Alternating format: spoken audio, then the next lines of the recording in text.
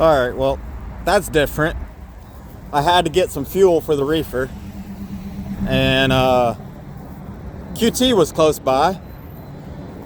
I come to this QT quite a bit when I did repo work, driving a tow truck. So I was pretty sure I would clear, and sure enough I did. But not your average truck stop. Actually, not a truck stop at all. I came in from over there and I swung it right here. I had to go forward and backwards just to get it in. That's what she said. 17 gallons, 3/4. That'll work. That's all they wanted.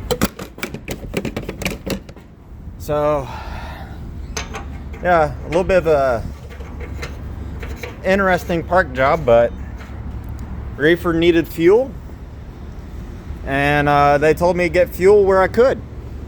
So I got at this QT with my wheels all the way back. Ooh. And that's not opening up, but this tire right here is not really pretty. You can see the inside cupping, but tire still looks alright. Let's check the other side. I am dropping this trailer though, but if a tire needs to be replaced, I can call it in, and these tires still look good. Anyway, time for me to get out of here. Just thought you guys would get a little bit of a kick out of this. This is not really a truck stop, but it works. There's my name.